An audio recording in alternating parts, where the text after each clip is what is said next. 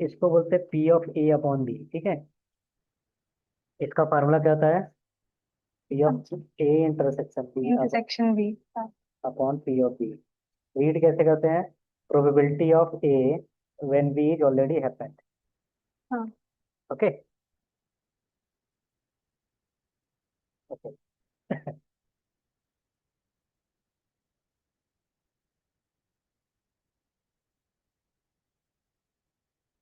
ठीक है। हाँ सर। Okay. और इसको बोलते हैं टोटल थ्योरम।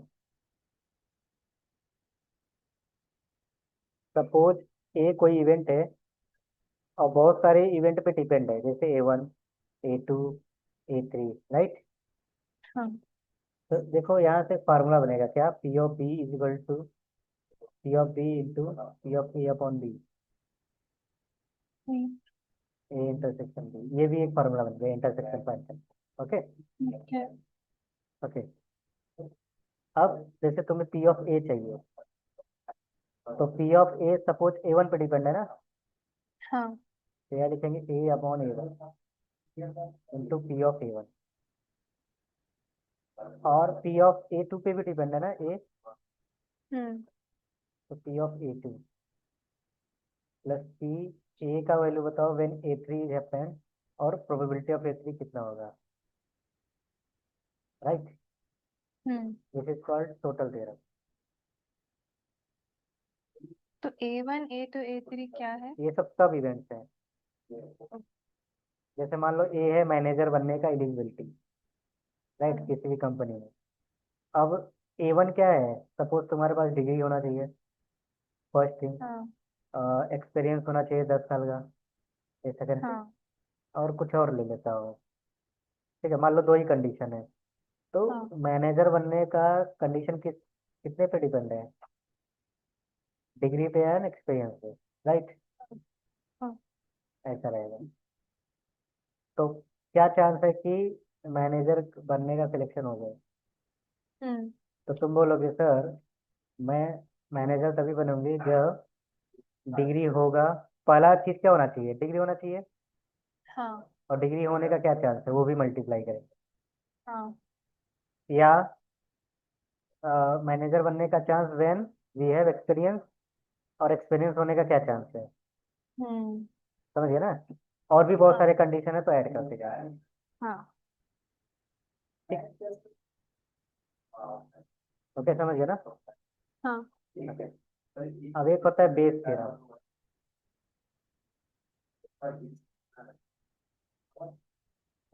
बेस थ्योरम कब यूज करते हैं?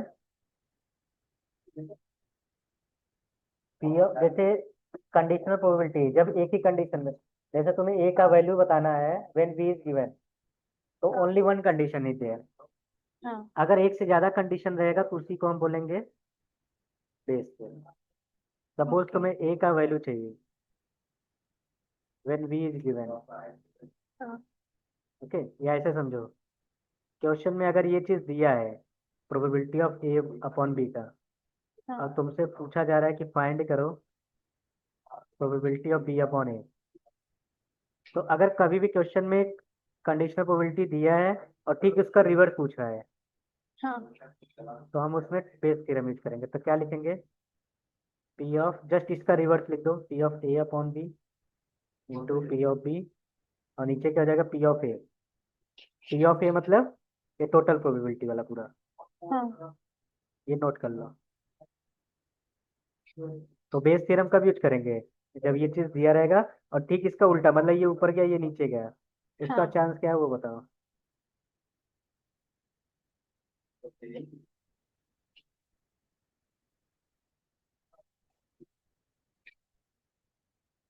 ये नोट कर लो। अब जैसे पहला क्वेश्चन देखो, ए और बी दो इवेंट है। ए का हाँ। प्रोबेबिलिटी क्या है? 1/2। बी का क्या है? 1/4। तो बताओ पी एंड बी का कितना होगा? एंड मतलब क्या? इंटरसेक्शन, हाँ। राइट। तो इंटरसेक्शन के लिए पी और ए चाहिए। नहीं नहीं नहीं, पी एंड ए भी दिया है, राइट ना। फिर A। ये तो फार्मूला है, ये तो छोड़ दो, छोटा क्वेश्चन। ये तो बेसिक क्वेश्चन है, तो मैं बेसिक पे ध्यान नहीं दे रहा हूँ।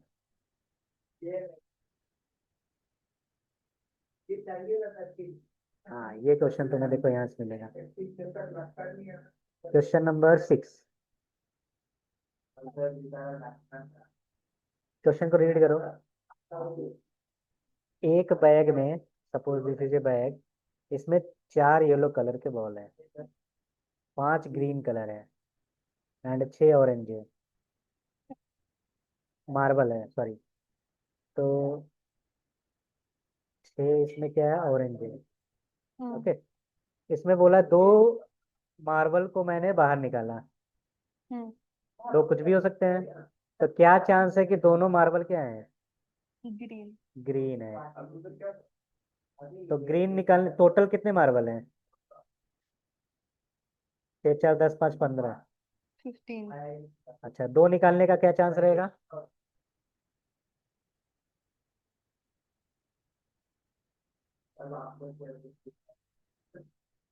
तो probability of first marble green and second marble.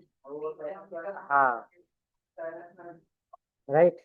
तो दोनों मार्बल ग्रीन होना चाहिए, फर्स्ट भी एंड सेकंड भी। तो पहला वाला मार्बल ग्रीन होने का क्या चांस है, और दूसरा वाला अगर ग्रीन है तो फर्स्ट वाला क्या चांस है वो बताना है, राइट। समझ गया ना भाई? इसका मतलब जो दूसरा वाला ग्रीन वाला मारे वो डिपेंड करेगा पहला वाला क्या है। तो ये डिपेंड करेगा, मतलब पी ऑफ ए बताना है। अब देखो, ग्रीन, फर्स्ट ग्रीन निकालने का क्या चांस है, तो 5 ग्रीन थे ना, और टोटल कितने थे? 15 C1। तो दिस इज पी ऑफ ए।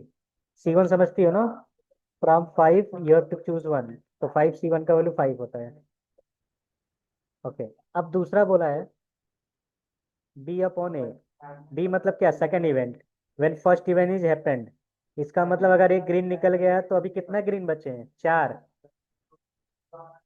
4 में से एक चूज करना है आउट ऑफ 14। आप समझे ना? तो 4/14 एंड बोथ ग्रीन होना चाहिए, मतलब क्या, मल्टीप्लाई करें। नोट कर लेना, रीड दिस क्वेश्चन। ठीक है, तो इसमें आपको 100 सब्जेक्ट पूछता है, 100 सब्जेक्ट आप कौन से भी ड्यूरेशन में ले सकते हो। और मतलब 120 में से 100 कभी भी ले सकते हो आप। देखो इसमें क्या बोला है, और फिर अगर आपको 100 सब्जेक्ट 30 साल में भी कंप्लीट कर देते तो आपका 30 साल में गया।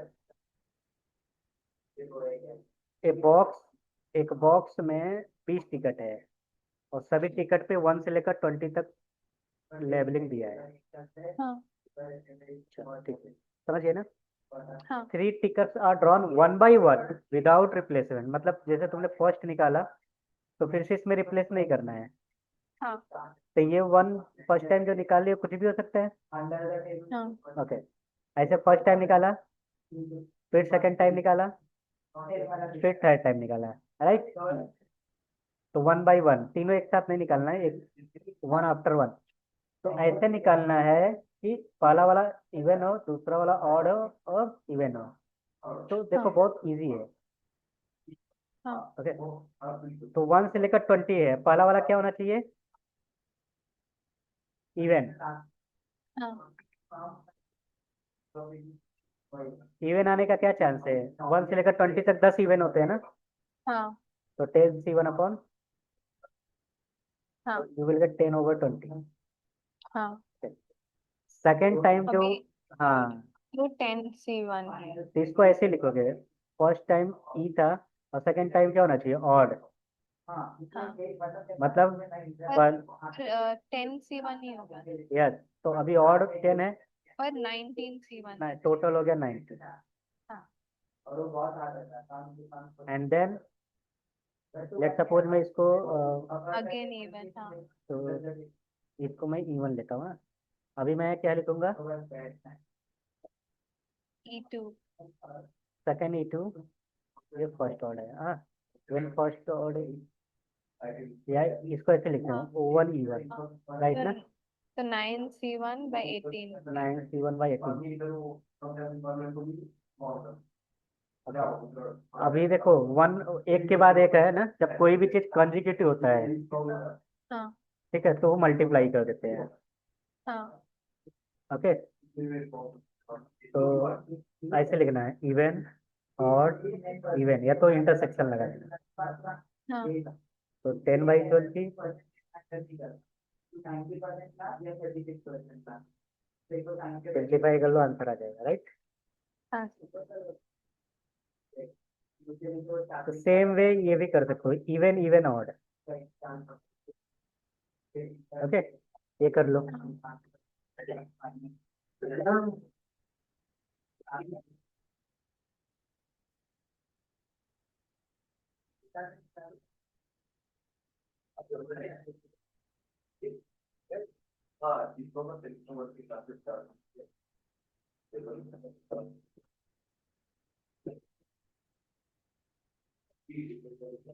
तुम मुमरा से आते हो ना? कोई फायदा नहीं।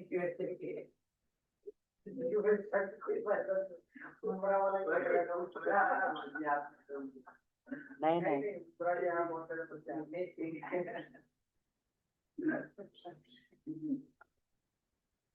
जब जब से ट्रम्प आया ना, H1 वीजा कैंसिल कर रहा है।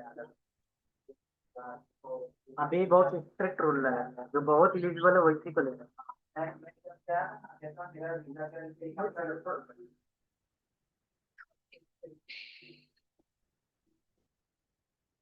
पता है, इंडियन जब जाते हैं ना तो उधर कैप्चर कर लेते हैं और उनको प्रॉब्लम होती है। उनके हर डिबेट में यही होता है कि इंडियन आके सब कुछ कर रहे हैं, हम लोग कुछ नहीं कर पाए। आप दुकान में उधर जो ये ग्रोसरी का दुकान होता है, ज्यादातर गुजराती में पटेल मार्ट, सर हर जगह, जैसे रिलायंस का है ना, हर जगह आपको पटेल मार्ट, जैसे इधर डी मार्ट है। और वो लोग कैसे छोटे अक्षर वो लोग का एक होटल रहते हैं ना, वैसे वो लोग उनका वैसे बहुत टाइम पहले ही झंडा जमाते रहते हैं ना। सब लोग गुजराती लोग आके सेटल पीटल हो गए टिकट स्टेप लेके, ज्यादा करते हैं। तो थोड़ा लोगों को समझ में आए जाना चाहिए। तो पहले यही हो रहा था, उसके बाद पैसा था तो सीधा यहाँ से फ्लाइट लेके निकल रहा था, तो अमेरिका में था। बस अभी ऐसा जिस दिन मैं गया था ना, मतलब मेरा फर्स्ट टाइम था, तो कहता है 1 हफ्ते लेट हो गया था ना मैं, और मेरा फर्स्ट टाइम था, तो पहले वो टाइम पे तुम कहाँ रहते हो? शिकागो। तो एक लड़का आता है ना सुबह, देखते हो मिशिगन रहता है, मिशिगन आता है ना डिस्ट्रिक्ट के लिए। हाँ हाँ सर होगा। 3 घंटा मेरे को बिठाया, आधे घंटे में आई वो। ओके, यही आ रहा था ना? हाँ सर। तो ऐसा था कि मेरे को बोलते हैं निकालने का, वो लोग तो यही कौन कर देते थे, इसलिए भी programme.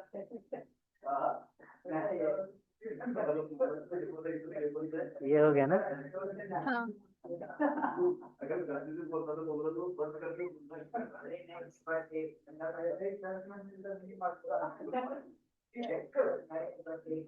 Seventy percent of children in class like math and 30% हाँ लाइक बोथ। यहाँ बोथ है, इसका मतलब ये हो गया, चिल मैथ लाइक करने वाले कितने हैं? 70%, तो you can write 0.7। Math and English 35, तो यू कैन राइट 30.35। हम्म, तो क्या चांस है वो like math also like English? इसका मतलब तुम्हें ये बताना है, हाँ क्या चांस है जो मैथ लाइक कर रहे हैं वो इंग्लिश भी लाइक कर रहे हैं, इंग्लिश भी लाइक करें। तो क्या चांस है जो मैथ लाइक करे वो इंग्लिश भी लाइक करें यहाँ? और अब ये मत सोचना कि सर यूनियन क्यों नहीं दिया है। नहीं नहीं यून इंटरसेक्शन। हाँ, यूनियन तब पूछेगा जब ऐसे बोलेगा एटलीस्ट वन सब्जेक्ट लाइक कर रहे हैं, एटलीस्ट बोले या और बोले, तभी है। तो यहाँ बोला है when he likes math what is the chance that he like English. हाँ अगर मैं बोलता हूँ क्या चांस है कि वो मैथ लाइक करे जब इंग्लिश लाइक कर रहा है, तो इंग्लिश तो दिया नहीं है ना। हाँ और तुमको पता है कंडीशनल प्रोबेबिलिटी है, इनका intersection upon C of N, right. हाँ तो इंटरसेक्शन कितना है?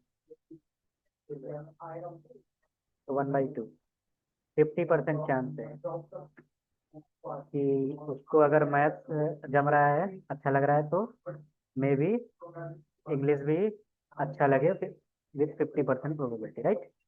हाँ अब हम आएंगे टोटल थ्योरम, ये लिख लो, पूरा वर्ड में लिखना है ताकि समझ में आए why we use this part. ये भी लिख लेना है ताकि ये समझ में आए कि why we are not using this. हाँ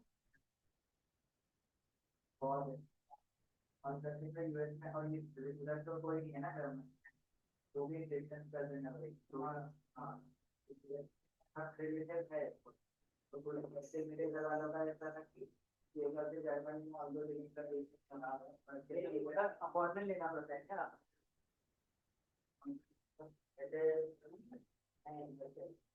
जैसे मुझे पेंशन मिलना है, नहीं ऐसे वो तो उधर के साथ फैमिली कल्चर नहीं, अपनी तरह का उन लोग के इधर 18 साल 16-17 साल के बाद ही ना जो बच्चे इंडिपेंडेंट हो जाते हैं तब तभी तो लोग काम करना शुरू कर देते हैं, फिर एक सर्टेन एज के जॉब भी लगे वो लोग अपने पेरेंट्स से मूव आउट हो जाते हैं, तो वो लोग अपने घर वालों के साथ ये सब पेरेंट्स सुनते हैं और side by side parents move out हो जाते हैं भाई वहाँ पे वो वाला कल्चर हाँ उधर वो लोग उधर ऐसा बोल रहे हैं कि अपने काम से काम रखना होगा।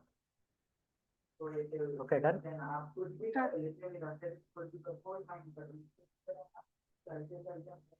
Total theorem Bayes theorem. अब आते हैं ये क्वेश्चन।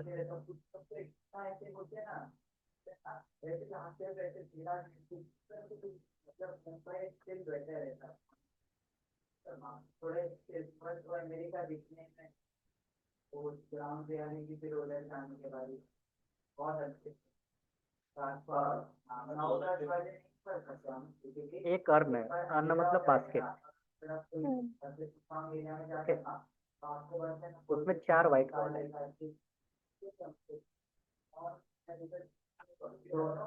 ब्लैक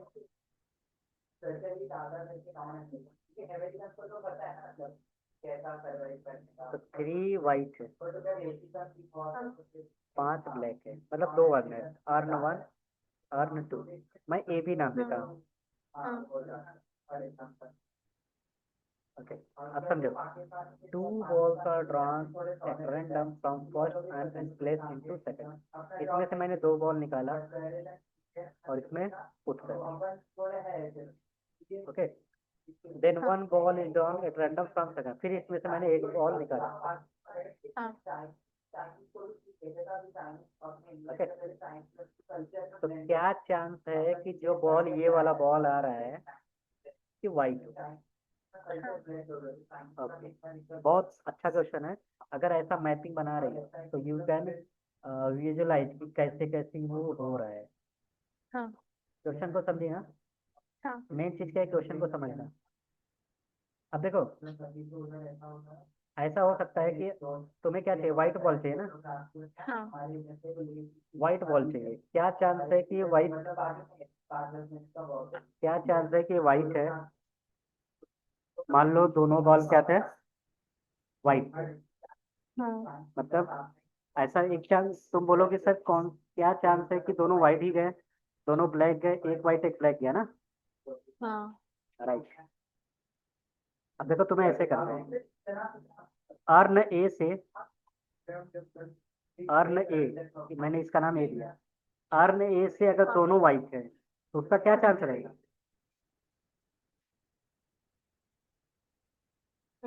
राइट, राइट ना। हाँ और अर्न ए चूज करने का क्या चांस रहेगा, 2 ही अर्न है ना तो 1/3, अगर 3 अर्न होता तो 1/3 लिखते, राइट। तो ये क्या है, दो बोथ वाइट फ्रॉम अर्न ए, हाँ अब बोथ ब्लैक भी हो सकते थे ना, हाँ तो ब्लैक कितना है 6c2 अपॉन, तो ए आने का क्या चांस है 1/2। मैं ये बार बार लिख रहा हूँ, इसको बार बार लिखने की जरूरत नहीं है, इसलिए लिख रहा हूँ क्योंकि डिनोमिनेटर जो होता है उसका भी प्रोबेबिलिटी फाइंड करता है।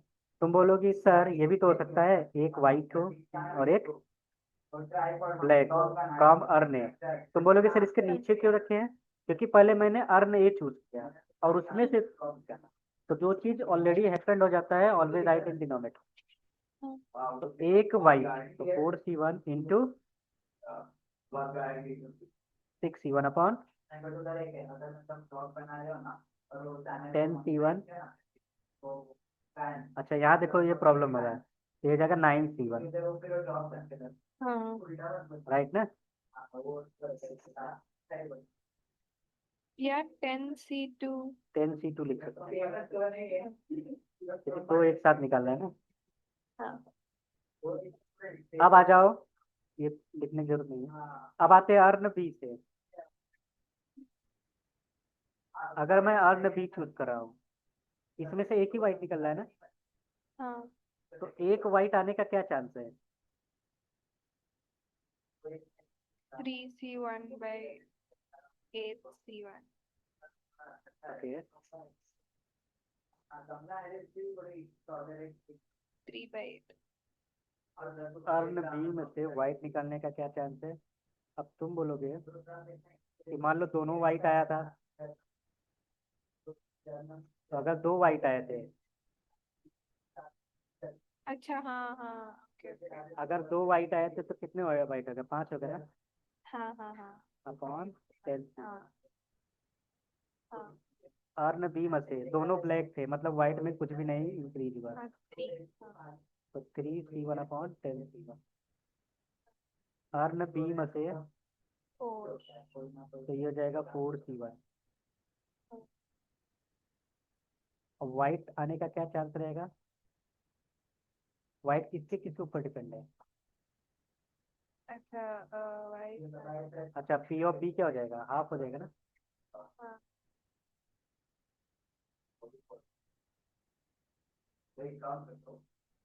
तो टोटल प्रोबेबिलिटी क्या होता है, मतलब ए आने का क्या चांस है? सॉरी, ए नहीं, वाइट आने का क्या चांस है? तुम बोलोगे सर वाइट आने का चांस है P इंटू हाँ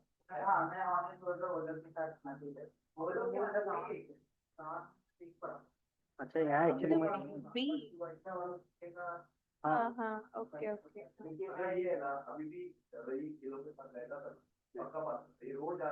अच्छा मैं WWW हर जगह लिखा हूँ, एक्चुअली हाँ मुझे ऐसा W। लिखना, हाँ तो मुझे ऐसे लिखना चाहिए, जब दोनों वाइट हो, जब दोनों ब्लैक हो, और जब एक वाइट एक ब्लैक हो, राइट?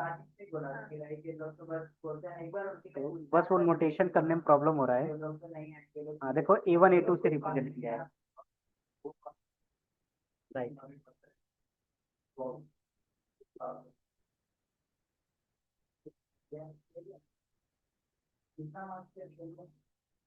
देखो A1 क्या है, ये दोनों क्या है? वाइट। A2 क्या है? एक वाइट है और एक ब्लैक है। A3 क्या है? दोनों ब्लैक है, राइट ना? तो A1 आने का क्या चांस रहेगा? दोनों वाइट है ना, तो ये फिगर बना के ही करो। हाँ यहाँ लिखना है अर्न ए,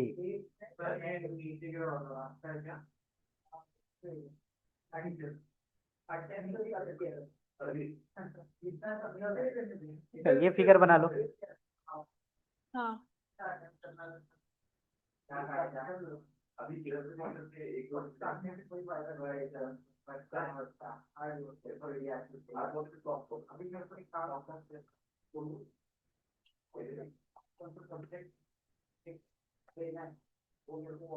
तो A1 A2 के टर्म में लिखो। A1 का मतलब क्या है? दोनों वाइट है। A2 का मतलब क्या है? एक वाइट एक ब्लैक है। A3 का मतलब क्या है? हाँ, उससे फायदा ये हो जाएगा, ये बार बार 2 बार W 2 बार ये नहीं लिखना पड़ेगा, हाँ राइट ना?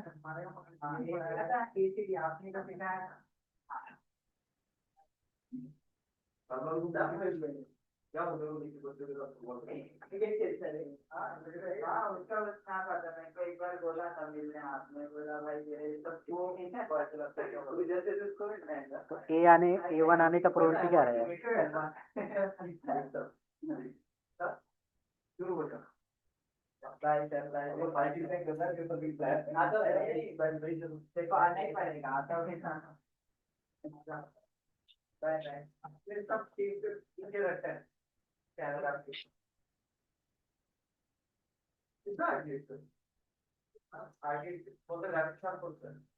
समझ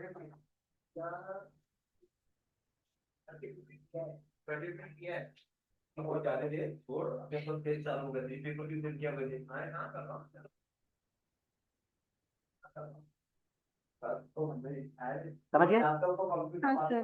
ओके, A1 लिखे, हाँ A2 का प्रोबेबिलिटी ये लिखो, मतलब एक ब्लैक एक वाइट होना चाहिए, हाँ हाँ। और A3 में दोनों ब्लैक होना चाहिए। अब इसको ऐसे लिखेंगे, अगर A1 है, A1 मतलब बोथ वाइट है, तो हाँ। क्या चांस है कि सेकंड वाला जो मैंने सेकंड आंसर से निकाला वो भी वाइट हो। हम्म। समझ गए ना? हाँ तो 2/W और ऊपर W लिखने की जरूरत नहीं। आप समझे ना? हाँ। हाँ।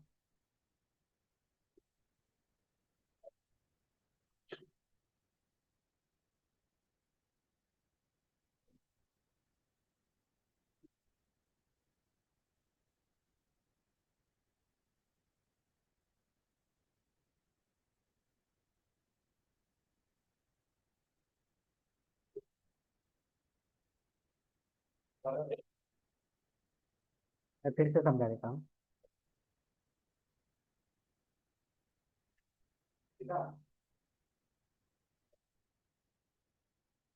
अर्न ए, अर्न बी, इसमें कितने हैं? 4 वाइट है ना?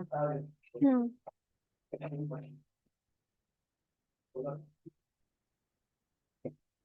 A1 का मतलब क्या है?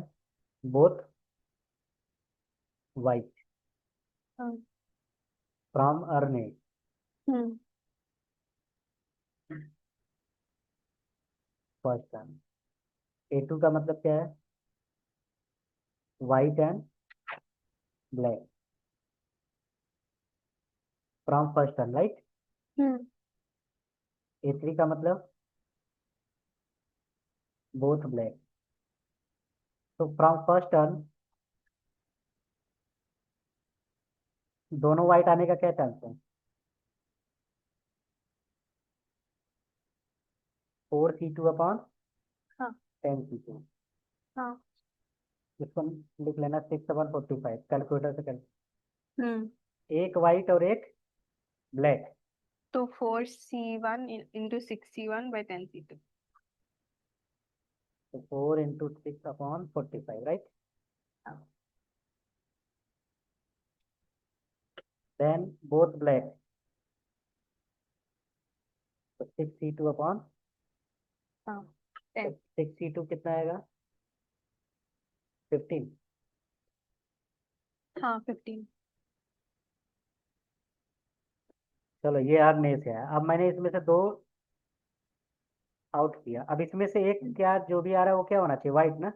हाँ तो P/W/A1 हाँ, P तो वाइट होने का chance if both are white. हाँ अगर मान लो इसमें दोनों वाइट आया था, तो दोनों वाइट आएगा तो इसका मतलब 5 वाइट हो गया ना? हाँ।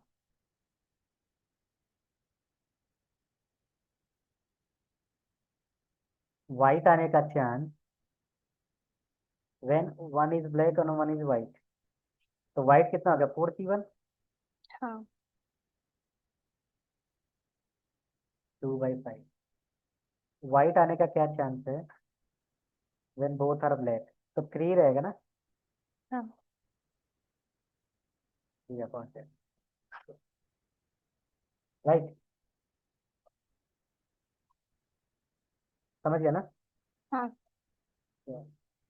तो टोटल थ्योरम क्या होता है? अगर P/W चाहिए तो W किस पे डिपेंड है? A1 पे, A2 पे, A3 पे ना? हाँ। तो W है A1 पे डिपेंड, और जब भी A1 लिखेंगे तो P/A1 A1। क्या है? आप समझे टोटल थ्योरम? हाँ तो एक कंडीशन नहीं, एक से ज्यादा कंडीशन है। हाँ।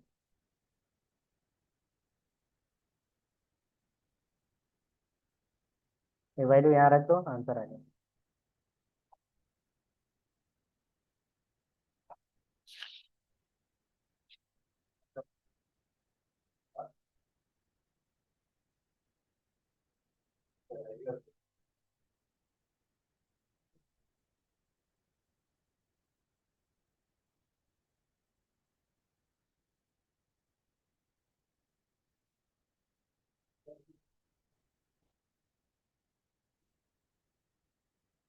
इसको सिंप्लीफाई कर लेना, आंसर हो जाएगा।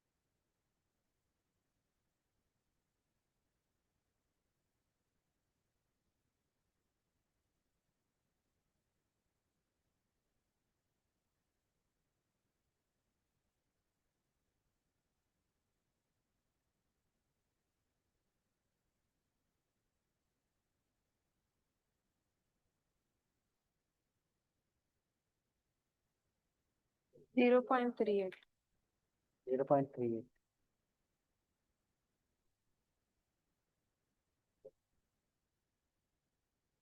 पहला लाइन पढ़ो, क्या लिखा है?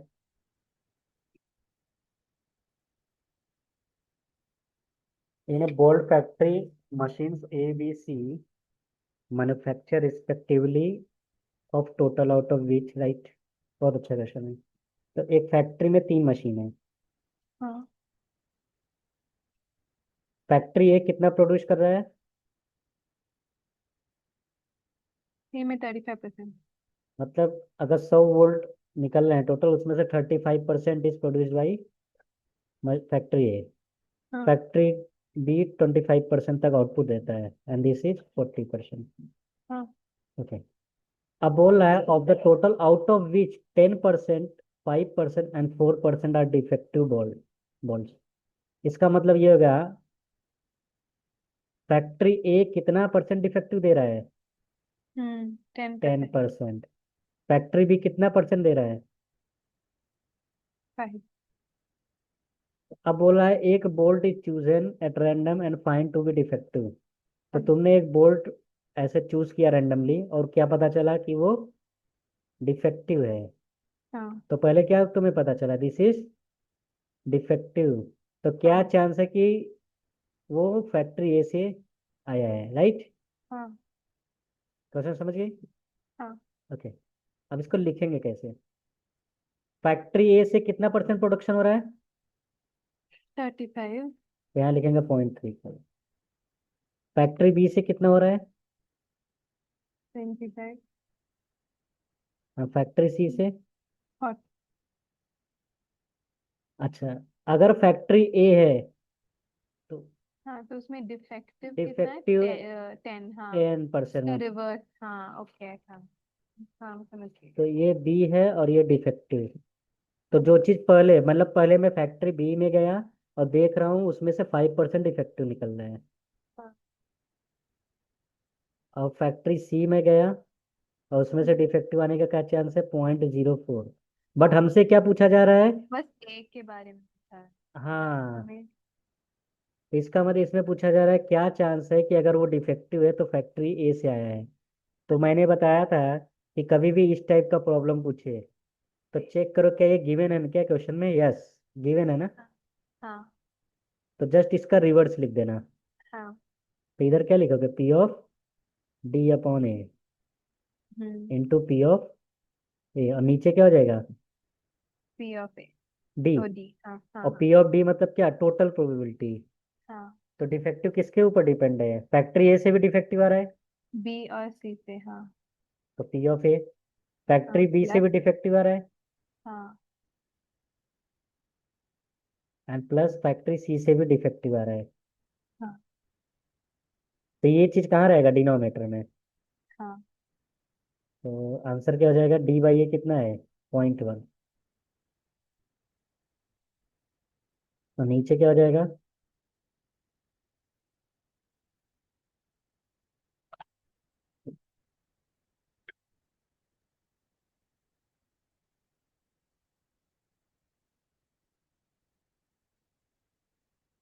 तो इसको कैलकुलेट करो कितना आ रहा है? हम्म,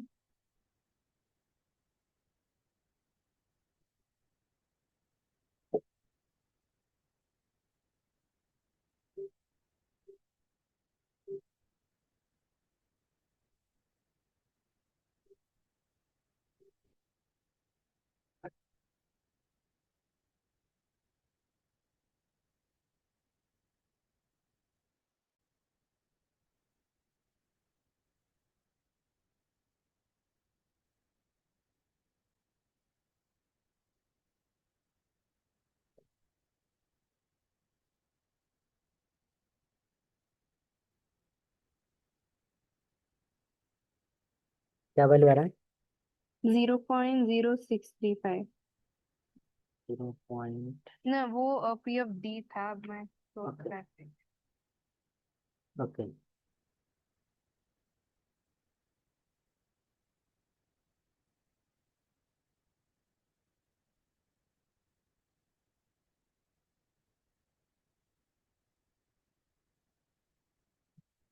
0.55। राइट। 55% चांस। ये देखो। हाँ। ओके। हाँ। तो ये होता है बेस थ्योरम। तो बेस थ्योरम में देखो, टोटल थ्योरम का यूज होगा। हम्म। राइट। हाँ। और टोटल थ्योरम में से कोई ना कोई एक ऊपर रहेगा। हाँ। अगर मैं ये क्वेश्चन पूछता, क्या चांस है कि अगर वो डिफेक्टिव हो तो फैक्ट्री बी से आया है, हम्म। तो नीचे डिनोमिनेटर तो सेम रहेगा, बस ऊपर क्या हो जाएगा? हाँ। राइट ना? हाँ। राइट। हाँ। क्या चांस है कि फैक्ट्री सी से आया है, तो डिनोमिनेटर सेम रहेगा। हाँ। समझ गए ना? हम्म। Yes.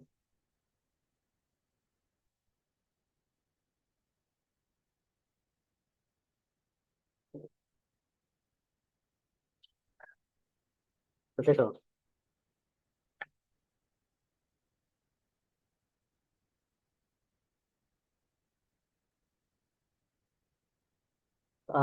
for a certain binary communication channel, the probability that zero is received, that a transmitted zero is received as zero is 0.95.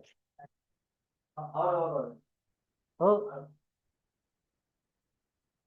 तो बोल रहा है अगर मैं ट्रांसमिट कर रहा हूँ जीरो, हाँ। टी जीरो से रिप्रेजेंट करता हूँ, और रिसीव हो जीरो, तो उसका क्या चांस है? ना 0.9। मतलब 95% चांस कर रहे हैं जीरो भेज रहा हूँ तो जीरो रिसीव हो रहा है, राइट? हाँ। इसको आर जीरो से रिप्रेजेंट कर रहा हूँ। इसका मतलब ये हो गया कि अगर मैं जीरो भेज रहा हूँ, वन आने का क्या चांस है? 5% ना? हाँ। ओके। दूसरा लिखो, and the probability that transmitted one is received as one. इसका मतलब क्या भेज रहा हूँ मैं, क्या ट्रांसमिट कर रहा हूँ, 1। और रिसीव क्या हो रहा है? वन। तो उसका क्या चांस है? 0.9। You can say transmit one but receive zero, तो उसका क्या चांस हो जाएगा? 0.01। 0.1, बिकॉज 10% है ना? हाँ, 0.1। हाँ। Okay. If the probability that zero is transmitted, अब यहाँ बोल रहा है जीरो ट्रांसमिट करने का क्या चांस है? पॉइंट। और वन, अच्छा वन का नहीं दिया है, तो तो 1 वन का, right zero point right six होगा। राइट राइट राइट, हाँ। आप क्वेश्चन पढ़ो। The find the probability that one is received, तो क्या बताना है? वन रिसीव होने का क्या प्रोबेबिलिटी है? तो प्रोबेबिलिटी जब जीरो ट्रांसमिट हो तब भी 1 होना चाहिए, और 1 ट्रांसमिट हो तब भी। इसका वाला इसमें टोटल थ्योरम लगाना है। हाँ। दूसरा, one was received when one was transmitted, मतलब one was received when one was transmitted. हाँ, तो बेस थ्योरम उसका उल्टा। हाँ, ये बताना है। हाँ। समझ गया ना? हाँ। तो दोनों का आंसर बताओ मुझे।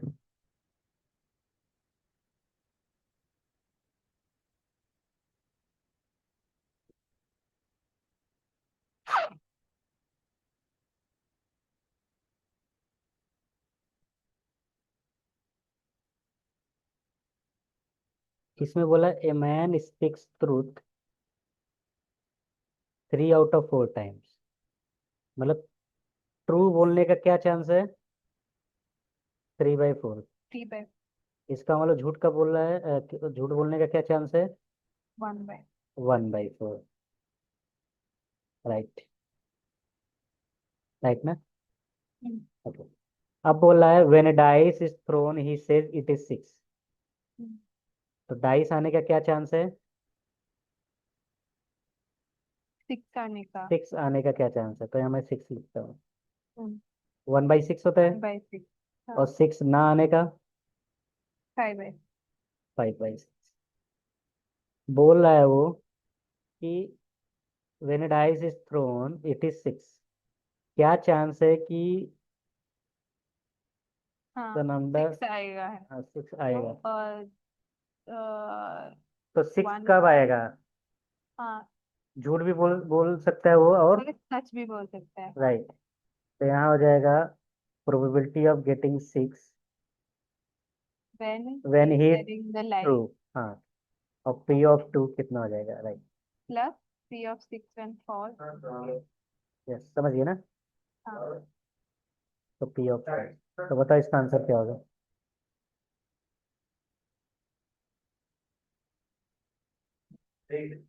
तो 6, अगर वो झूठ बोल सही बोल रहा है तो 6 आने का क्या चांस है? 1/6। हाँ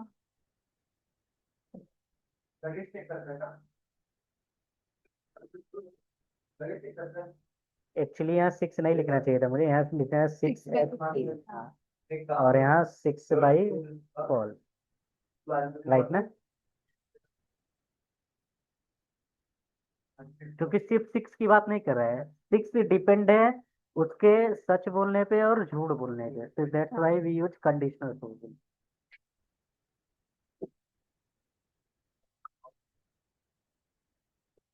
So this is a total theorem. हाँ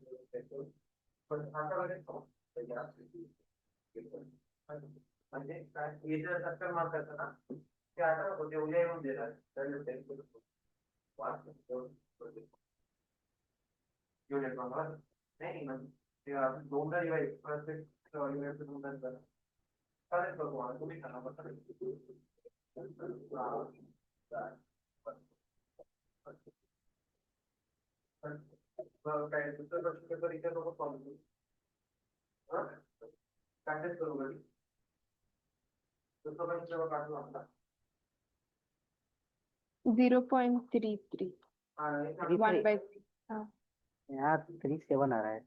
ओ डिफरेंस प्रोबेबिलिटी में इतना नहीं होना चाहिए क्योंकि 37% हो गया और 31 33 हो गया। तो 6 वेन ट्रू, तो 1/6, तो 3/4 एंड 5/6, 1/4, राइट। हाँ तो शायद कैलकुलेशन भी गलती हो सकती है। हम्म तो कितना आ जाएगा? 24, 3 + 5, हाँ 1/3 आ रहा है। हम्म नहीं तो ये मिस्टेक हो सकता है, ठीक है। हाँ ओके, तो ये तुम्हारा कंडीशनल प्रोबेबिलिटी फिनिश।